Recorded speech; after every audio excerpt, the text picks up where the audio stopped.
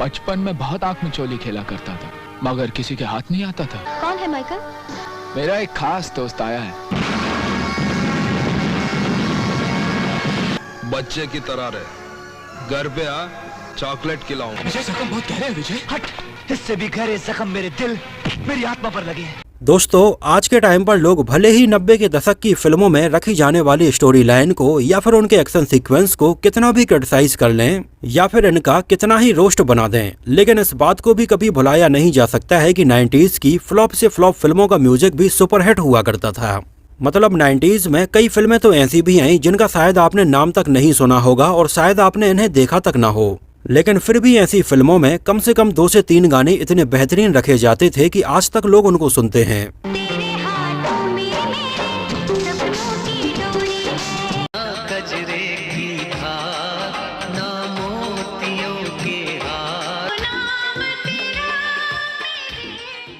उस समय एक्शन के मामले में चाहे अजय देवगन हो, अक्षय कुमार हो या फिर सुनील शेट्टी हो, इनका दूर दूर तक कोई भी मुकाबला नहीं था। जबरदस्त बॉडी, पर्सनालिटी और यूनिक हेयर स्टाइल के साथ में उस समय जब फिल्म में इनकी एंट्री होती थी तो लोग सीटियां और तालियां बजाते थे।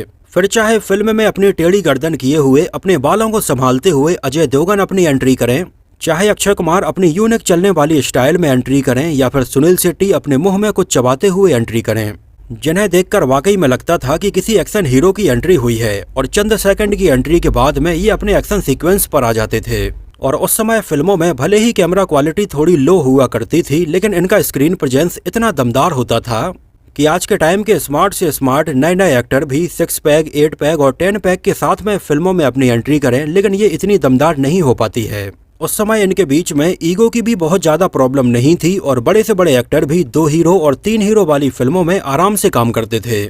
और उस समय अपने 2 फेवरेट हीरो को एक साथ पर्दे पर देखना, बेहतरीन गाने सुनना और इमोशनल स्टोरी लाइन होना, ये सारी चीजें बिल्कुल ऐसे ब्लेंड की जाती थीं कि फिल्में बिल्कुल एक कंप्लीट एंटरटेनर लगने लगती थीं।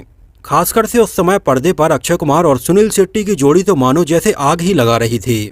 उस समय वक्त हमारा है और मोहरा जैसी फिल्मों में इन दोनों की दमदार केमिस्ट्री देखने के बाद ऑडियंस एक बार फिर से इन्हें पर्दे पर देखने के लिए बेताब थी।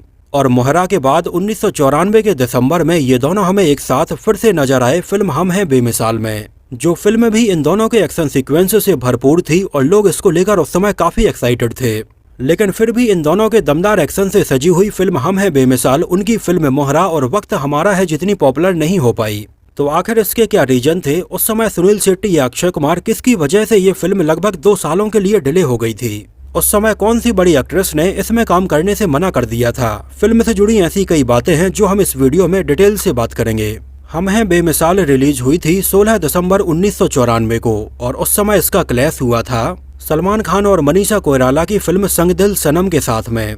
उस समय ये दोनों ही फिल्में 16 दिसंबर 1994 को एक साथ रिलीज हुई थीं और उस समय ऑडियंस के बीच में इन दोनों ही फिल्मों को लेकर बिल्कुल जबरदस्त क्रेज था। जहां एक तरफ सलमान खान की फिल्म हम आपके हैं कौन इस साल की एक ब्लॉकबस्टर फिल्म ऑलरेडी हो चुकी थी, तो ऐसे में लोग सलमान खान की एक और फिल्म के लिए बहुत ज्यादा एक्साइटेड थे। तो वहीं दूसरी तरफ अक्षय कुमार और सुनील शेट्टी भी 1994 में आई ब्लॉकबस्टर फिल्म मोहरा के बाद एक बार फिर से एक साथ नजर आने वाले थे।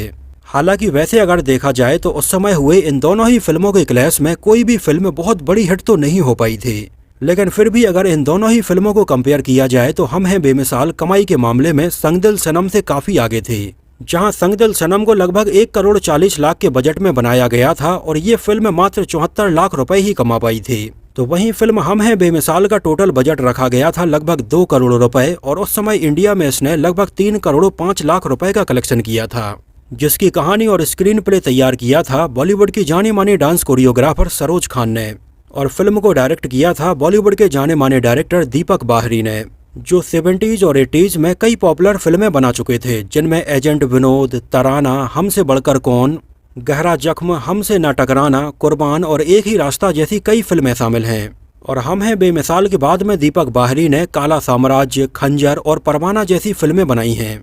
स्पेक्ट्रम पिक्चर्स कंबाइन के बैनर तले इसको प्रोड्यूस किया था गीता गुप्ता ने और इसमें हमें नजर आए थे सुनील शेट्टी, अक्षय कुमार, शिल्पा सरोडकर, मधु, प्राण, रामी रेड्डी, अरुण बख्शी, अवतार गिल, कुनिका और जगदीप। म्यूजिक कंपोज किया था अनु मलिक ने और इसमें गानों के सारे वर्जन्स को मिलाकर टोटल 6 गाने रखे गए थे। जिनमें से उस समय बॉलीवुड में आ रहे सुपरहिट गानों के सामने इसके कई गाने वैसे तो एवरेज माने जाते हैं, लेकिन सुनील शेट्टी और मधु के ऊपर फिल्माया गया इसका एक गाना तुझसे क्या चोरी है उस समय सुपरहिट रहा था। यहाँ तक कि पर्टिकुलर इस गाने की वजह से उस समय इसकी ऑडियो कैसेट्स भी काफी बिकी थी। और वाकई में ये गाना इतना मेलोडियस है कि इसको अगर आप आज भी सुनेंगे तो कुछ पल के लिए यह आपको एक सुकून भरी दुनिया में ले जाएगा। वैसे यहाँ पर आगे बढ़ने के पहले मैं आपको बता दूं कि आज इस फिल्म के अननोन फैक्ट का वीडियो हमने क्यों बनाया है। तो दिवाली आने वाली है, आप सबके घरों में भी दिवाली का काम चल ही रहा होगा और मेरे यहाँ पर भी पेंट करने के लिए एक वर्कर आता है, उसका नाम है मक्कू। वो बेचारा दिन भर मेहनत से काम करता है और दोपहर के टाइम पर जब लंच का समय होता है तो मेरे घर के सामने ही लगे हुए एक छायादार पेड़ के नीचे बैठकर वो अपना लंच करता है और खाना खाते टाइम पर अपने साइड में ही कीपैड वाले फोन में 90s का कोई भी पुराना गाना बजा लेता है। तो अभी परसों के ही दिन जब मैं अपने घर के बाहर खाना खाकर ऐसे ही टहल रहा था तो मैंने उसके मोबाइल पर यही गाना सुना था, तुझसे क्या चोरी है, तुझसे क्या चोरी है, तेरी आंखों की मस्ती मेरी कमजोरी है। और मैं आपको बता नहीं सकता कि जो सुकून उसको पेड़ की छाया में बैठकर ये गाना सुनते टाइम पर हो रहा था, सेम वैसी ही फीलिंग और वैसा ही सुकून कुछ कुछ मुझे वहां पर टहलते टाइम पर हो रहा था। और वो गाना सुनने के बाद तुरंत मैं अपने घर के अंदर आया और मैंने इसका पूरा वीडियो सॉन्ग देखा। हालांकि काफी पहले मैंने इसका वीडियो सॉन्ग ऑलरेडी देखा था, लेकिन एक बार फिर से देखते टाइम पर एक अलग ही नॉस्टैल्जिया हिट हुआ। तो खैर छोड़ो, वीडियो के बीच में कहाँ मैं अपनी बात लेकर बैठ गया, वीडियो में आगे बढ़ते हैं। इसके और बाकी गाने थे चाहे चूड़ी टूट जाए, मेरा लहंगा गेर घूमर, चोरी चोरी चोरी, कातिल आंखों वाले और दमादम मस्त कलंदर। गानों के लिरिक्स लिखे थे फैज अनवर, कतील सैफई, बाबा सहगल और सनम गाजीपुरी ने। और इन गानों में आवाजें थीं कुमार सानू, साधना सरगम, अलका याग्निक, पूर्णिमा, अनु मलिक, अलीसा चेनाय और बाबा सहगल की। एक नजर डालें इसके बजट और बॉक्स ऑफिस कलेक्शन के ऊपर तो फिल्म का बजट रखा गया था लगभग 2 करोड़ रुपए और उस समय इंडिया में इसने कलेक्शन किया था लगभग 3 करोड़ 5 लाख रुपए और वर्ल्ड वाइड में लगभग 5 करोड़ 18 लाख रुपए का कलेक्शन किया। हालांकि वैसे अगर देखा जाए तो उस समय इसने अपने बजट से पैसे तो ज्यादा कमाए थे, लेकिन उस समय बॉलीवुड के कई फेमस ट्रेड पंडितों ने इसको एक एवरेज फिल्म ही माना था, जिसको लगभग 165 स्क्रीन पर रिलीज किया गया था। और ये फिल्म सिनेमा हॉल में देखने के लिए लगभग 46 लाख लोग आए थे और ये 1994 में पैसे कमाने के मामले में 26वें नंबर पर रही थी। 1994 की अगर टॉप 5 फिल्मों के ऊपर एक नजर डालें तो ये फिल्में थीं हम आपके हैं कौन, दूसरे नंबर पर थी मोहरा, तीसरे नंबर पर थी क्रांतिवीर, चौथे नंबर पर थी राजा बाबू और 5वें नंबर पर थी मैं खिलाड़ी तू अनाड़ी। और हम हैं बेमिसाल को IMDb पर 4.4 आउट ऑफ 10 रेटिंग मिली हुई है।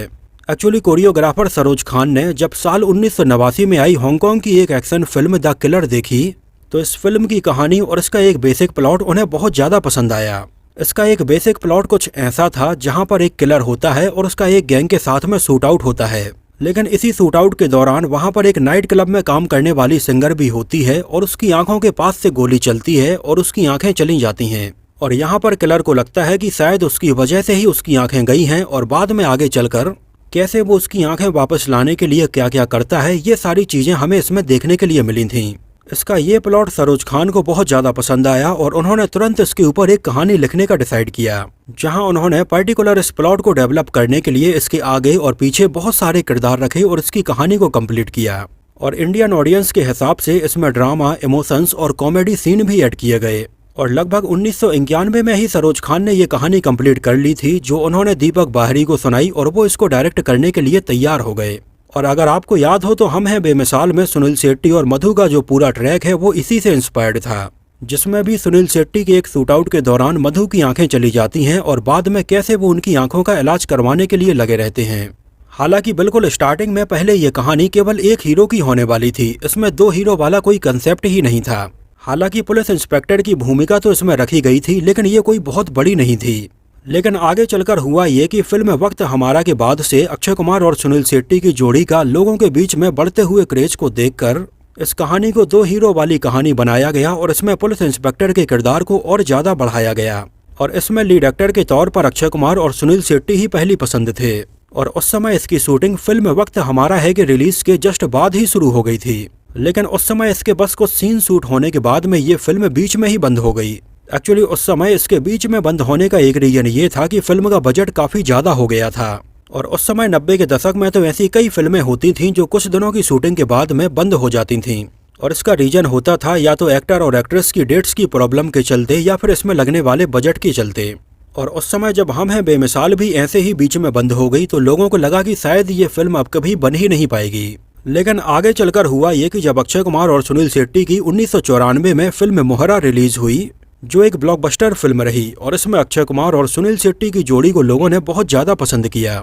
तो उस समय फिल्म मोहरा के बाद में अक्षय कुमार और सुनील शेट्टी के क्रेज को देखते हुए इसको एक बार फिर से शुरू किया गया और फाइनली ये फिल्म बनकर कंप्लीट हुई। हालांकि ये मोहरा के जितना कमाल तो नहीं दिखा पाई, लेकिन ये फिल्म आज भी अक्षय कुमार और सुनील शेट्टी के कई फैंस की फेवरेट फिल्म बनी हुई है। एक्चुअली सेम इसी टाइम पर राज एंड सिप्पी भी अक्षय कुमार और सुनील शेट्टी के साथ में फिल्म कसमकस बना रहे थे, लेकिन अफसोस कि ये फिल्म बीच में ही बंद हो गई थी और आगे चलकर कभी बन ही नहीं पाई। इसके अलावा पहले इसमें आशिकी से पॉपुलर हुई एक्ट्रेस अनु अग्रवाल को अक्षय कुमार के अपोजिट साइन किया गया था, लेकिन बाद में इसके मेकर्स को लगा कि शायद अक्षय कुमार के साथ में उनकी जोड़ी उतनी अच्छी नहीं लग रही है। इस वजह से अनु अग्रवाल की जगह पर उन्होंने आगे चलकर आयशा जुल्का को अप्रोच किया। लेकिन जब आयशा जुल्का ने अपने इस किरदार के बारे में सुना तो उन्होंने कहा कि वो इसके पहले भी अक्षय कुमार के साथ में फिल्म जय किशन में कुछ ऐसा ही किरदार निभा चुकी हैं और वो दोबारा से बिल्कुल एक ही जैसा किरदार निभाना नहीं चाहती हैं। इस वजह से उन्होंने इसके लिए मना कर दिया था और फाइनली आयशा जुल्का के बाद में शिल्पा शिरोडकर को इसके लिए अप्रोच किया गया और वो इसमें काम करने के लिए तैयार हो गई थीं। सुनील शेट्टी के अपोजिट इसमें मधु को साइन किया गया, जिसमें उन्हें एक अंधी लड़की की भूमिका निभानी थी। उस समय मधु ने अपने एक इंटरव्यू में बताया कि इसमें अंधी लड़की की भूमिका निभाना उनके लिए काफी चैलेंजिंग काम था और उस समय ये रोल निभाने के लिए वो कई ब्लाइंड स्कूल्स भी गईं और कई ब्लाइंड लोगों से भी मिली। इस बारे में उनका ये कहना था कि अगर इसमें वो अंधी बनी है तो लोगों को ये यकीन होना चाहिए कि ये वाकई में अंधी हैं। अगर पूरी फिल्म में से किसी भी सीन में चंद सेकंड के लिए भी लोगों को अगर ऐसा लगा कि ये अंधी नहीं है और अंधी होने का नाटक कर रही हैं, तो उनकी पूरी मेहनत के ऊपर पानी फिर जाता। इस वजह से मधु ने अपने इस किरदार को तैयार करने के लिए उस समय काफी सावधानी बरती थी और वाकई में इसको उन्होंने काफी अच्छे से निभाया था। इसके अलावा पहले फिल्म हम हैं बेमिसाल में राम लक्ष्मण म्यूजिक कंपोज करने वाले थे, लेकिन बाद में म्यूजिक कंपोजर के तौर पर उन्हें रिप्लेस करके अनु मलिक को साइन किया गया, जिन्होंने इसके लिए म्यूजिक कंपोज किया। और वैसे भी अनु मलिक का म्यूजिक कई जगह से कॉपीड होता है, तो अगर आपने इसके बैकग्राउंड म्यूजिक के ऊपर ध्यान दिया हो तो 70s और 80s की कई पॉपुलर हॉलीवुड फिल्मों का बैकग्राउंड म्यूजिक हमें इसमें सुनने के लिए मिला था। यहाँ तक कि इतना ही नहीं, 2 सीन में तो अनु मलिक ने बिल्कुल हद ही कर दी थी, जब उन्होंने मैं जट यमला पगला दीवाना गाने का म्यूजिक कॉपी करके इसको सैड वर्जन में फिल्म में रखा, जिनमें से एक बार ये म्यूजिक हमें सुनने के लिए मिलता है जब सुनील शेट्टी जेल में होते हैं और दूसरी बार ये म्यूजिक हमें सुनने के लिए मिलता है जब सुनील शेट्टी बिल्कुल मरने वाले होते हैं। अगर आपने इसके म्यूजिक के ऊपर अभी तक ध्यान नहीं दिया था तो इसको आप एक बार जरूर देखिए। मतलब अनु मलिक कुछ भी कर सकते हैं। हैप्पी गाने के म्यूजिक को सैड में, सैड म्यूजिक को हैप्पी में, हॉलीवुड के म्यूजिक को बॉलीवुड में, साउथ के म्यूजिक को बॉलीवुड में, मतलब कुछ भी पॉसिबल है। ये अक्षय कुमार के करियर की एकमात्र ऐसी फिल्म है जिसमें वो हमें बॉलीवुड के लीजेंडरी एक्टर प्राण के साथ में स्क्रीन शेयर करते हुए नजर आए थे। हालांकि सुनील शेट्टी भी प्राण के साथ में इसमें हमें पहली बार नजर आए थे, लेकिन आगे चलकर एक बार और साल 2003 में आने वाली फिल्म एक हिंदुस्तानी में सुनील शेट्टी और प्राण दोनों को ही साइन किया गया था, लेकिन ये फिल्म कभी बन ही नहीं पाई, बीच में ही बंद हो गई थी। उस समय इसके मेकर्स ने फिल्म को बंगाली में भी डब करके हम हैं बेमिसाल के नाम से रिलीज किया था। यहाँ तक कि उस समय पंजाब में भी अक्षय कुमार और सुनील शेट्टी के क्रेज को देखते हुए फिल्म हम हैं बेमिसाल को पंजाबी में भी डब करके 2 शेर के नाम से रिलीज किया गया था। बात करें अगर इसकी शूटिंग लोकेशंस की तो इसके लिए पूरा का पूरा अलग से सेट कमालिस्तान स्टूडियो में, फिल्म सिटी में, चांदीवाली स्टूडियो में, फिल्मालय में, RK स्टूडियो में, फिल्मिस्तान में और कई सीन इसके शिमला के आसपास भी शूट किए गए हैं। जिस सीन में अक्षय कुमार सुनील शेट्टी का कार से पीछा करते हैं, इसको शिमला के पास में ही शूट किया गया है। यहाँ पर एक और गौर करने वाली बात ये थी कि फिल्म का बजट ज्यादा होने लगा था। तो यहाँ पर इस सीन में अगर आप ध्यान से देखेंगे, जब ये कार एक पानी में गिरती है तो यहाँ पर ये कार तो नहीं लगती है, लेकिन एक प्लास्टिक का डब्बा जरूर लगता है जिसको पेंट किया गया था और कार के जैसा शेप दिया गया था। फिल्म के अगर हम कई और सीन भी ऐसे डिटेल में देखेंगे तो ये चीजें हमें नजर आएंगी, लेकिन हमारा मकसद किसी फिल्म को क्रिटिसाइज करना नहीं है। अल्टीमेटली लोगों ने फिल्म देखी, इसको एंजॉय किया, बात खत्म। अब कौन सी चीज खराब थी और कौन सी चीज बहुत ज्यादा खराब थी, इसके बारे में हम बात नहीं करेंगे। इसमें हमें विलेन के तौर पर रामी रेड्डी भी नजर आए थे, जो इसके पहले भी अक्षय कुमार और सुनील शेट्टी की फिल्म वक्त हमारा में मेन विलेन बने थे। और हम हैं बेमिसाल में रामी रेड्डी का एक डायलॉग काफी पॉपुलर हुआ था, ये 2 लिफाफे हैं जिनमें से एक लिफाफे में जिंदगी है और एक में मौत। एक्चुअली ये सीन कुछ फिल्म शोले से भी इंस्पायर्ड था, जिसमें गब्बर सिंह एक पिस्तौल में 3 गोलियां डालकर उसको घुमा देते हैं और लोगों को गोली मारते हैं। यहाँ तक कि इसमें रामी रेड्डी के अंडर में काम करने वाले अवतार गिल के किरदार का नाम भी शोले के जैसे ही कालिया ही रखा गया था। इसके अलावा पहले फिल्म का नाम कुछ और रखा जाने वाला था, लेकिन बाद में इसके डायरेक्टर दीपक बाहरी ने इसका नाम हम हैं बेमिसाल रखा था। एक्चुअली दीपक बाहरी के द्वारा डायरेक्ट की गई फिल्मों के ऊपर अगर आप एक नज़र डालेंगे तो उनकी ज़्यादातर फिल्मों में हमें हम वर्ड जरूर मिलता है, जैसे हमसे बढ़कर कौन, हमसे है जमाना, हमसे ना टकराना और हम हैं बेमिसाल। इसके अलावा अगर आपने गौर किया हो तो उस समय आई अक्षय कुमार और सुनील शेट्टी की ज़्यादातर फिल्मों में अक्षय कुमार हमें पुलिस वाले ही बने हुए नजर आए थे। जैसे फिल्म मोहरा में भी वो पुलिस इंस्पेक्टर ही बने थे, फिल्म हम हैं बेमिसाल में पुलिस इंस्पेक्टर थे और आगे चलकर फिल्म सपूत में भी वो हमें इंस्पेक्टर बने हुए ही नजर आए थे। तो दोस्तों ये तो बात हुई फिल्म हम हैं बेमिसाल से जुड़े बहुत सारे अननोन फैक्ट्स के बारे में। मैंने बहुत पहले जब ये फिल्म देखी थी उस समय तो मुझे ये काफ़ी पसंद आई थी और एक्शन सीन भी काफ़ी अच्छे लगे थे। आप लोगों को ये फिल्म कैसी लगी थी, और अगर आप में से किसी ने इसको उस समय सिनेमा हॉल में देखा हो तो हमें सिनेमा हॉल का नाम और शहर का नाम भी जरूर बताना। और अगर फिल्म से जुड़ी हुई आपकी भी कुछ यादें हैं तो हमारे साथ कमेंट सेक्शन में जरूर शेयर कीजिए। तो इस वीडियो में इतना ही। अगर ये वीडियो आपको पसंद आया हो, मेरी मेहनत आपको पसंद आई हो तो उसको प्लीज़ लाइक करके मुझे इस बात का जवाब जरूर दीजिए। तो मिलते हैं किसी नए वीडियो में कुछ और ऐसी ही इंटरेस्टिंग और रोचक बातों के साथ।